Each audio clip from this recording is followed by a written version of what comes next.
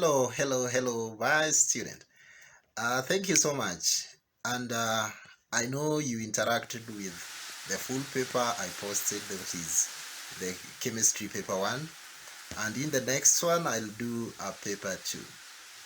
And what I'm doing in this clip is just to teach you, just to inform you how a paper 2 look like. Actually, I'll not even post the questions for this one. I will just highlight you or tell you how and what is the structure of a paper 2, chemistry paper 2. That is the 233 stroke 2 paper. A paper 2, it's a paper that consists of, let's say, 6, 7 or 8, at most 8 questions. And the 8 questions or the 7 or the 6 are long structured questions from a specific area in chemistry. And what I'm going to do is to just highlight some of the very much examinable areas in paper 2. And as I said with paper 1, again this paper goes with 80 marks. It's a theory paper, long structured question with maybe 8 to maybe 15 marks per question. One area that is very much examinable in paper 2 is what we call the periodic table. And the periodic table, when I talk about a periodic table, it is basically in organic chemistry. The first, the second, and the third topic in form 2 mainly, but it can also capture mole concept among other areas. So you need to be conversant with that when you're preparing for a paper 2. The other area that is covered is organic chemistry. Organic chemistry, you can have a flowchart consisting of organic chemistry questions, be it from organic chemistry 1 in form 3 or organic chemistry 2 in form 4. That is another area that is very much examinable. Another area is energy changes, what we call the enthalpy changes. That's a question that can even have a graph. You can have a graph that is from that topic, energy changes, and some calculations. So that is energy changes, area number 3. Area number 4, you can have the many metals we talk about, the extraction of metals. So that's another area that is very much examinable in paper 2. So master the extraction of the 6 metals, the sodium metal, aluminium, iron, lead, zinc, and copper, the way to extract them and their properties, etc. Then the other area is electrochemistry. Electrochemistry, again, calculation of EMF, electrolysis, all of them are together. Another topic, a very examinable topic in form 2, rates of reaction. Rates of reaction, another area that can have a graph work, quite a number of concepts you need to master there. It can have a long structured question on rates of reaction. We have radioactivity. Sometimes we ignore radioactivity, but oftenly in a national exam, we've seen the examiner bringing organic, that's not organic, the radioactivity. So it's good you also go through radioactivity. Remember, there is a graph on half-life. It's an area that can easily be examined in paper 2. Going ahead, we have what we call elemental topics. Elemental topics starts all the way from form 1. When you talk of water and hydrogen, when you talk of air and combustion is all about oxygen and its compounds, So then water and hydrogen, that's hydrogen. So when you come to form 2, carbon and its compounds, again, a very examinable concept, that's elemental.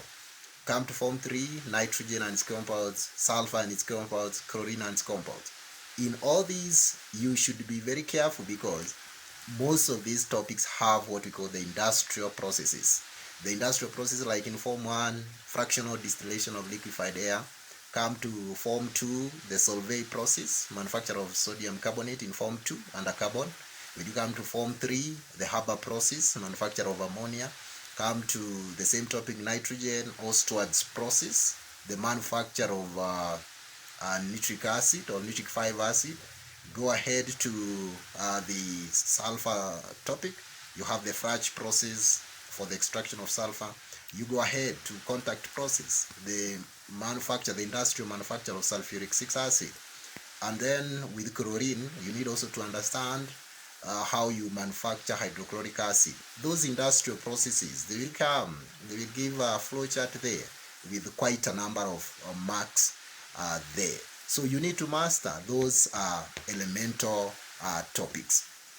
Okay, going ahead, when you talk of the topic salts, it can be incorporated. They can combine salts with qualitative, what you call qualitative analysis. You do quantitative analysis to identify a given salt, and it can be maybe a flow chart there, a reaction, a scheme diagram that shows quite a number of steps that you can connect and answer questions. So you can have a long structured question from the topic salts.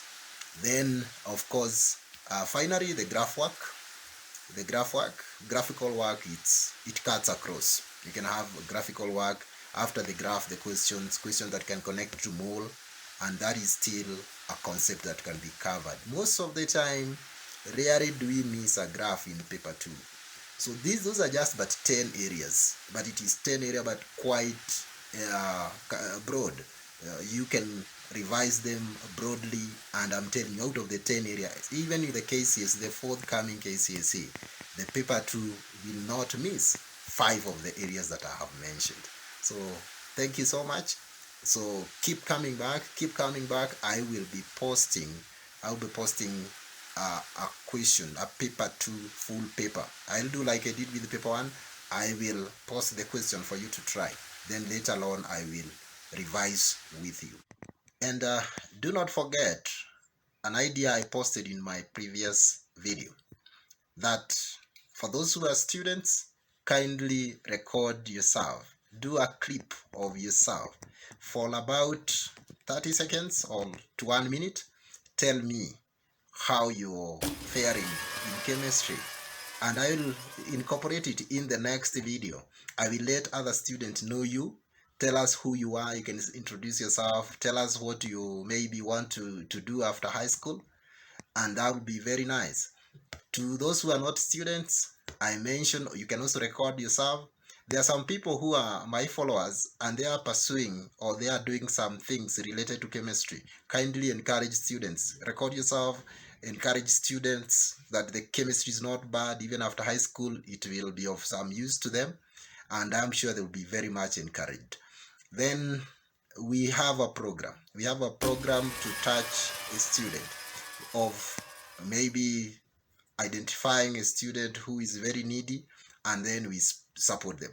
Supporting them does not mean we pay thousands of shillings. It means 500 shillings to buy their books, to buy them a book, to support their basic needs. It's very important. So I'm very passionate about that, and I'm sure even after, or even without just helping these students in terms of academics, we can also support them financially, and we are going to make professionals. We are making people of great use to our country and even all over the world. Thank you so much. This is Dr. Sirme, the chemistry headmaster, the chemistry master. Thank you so much. Thank you.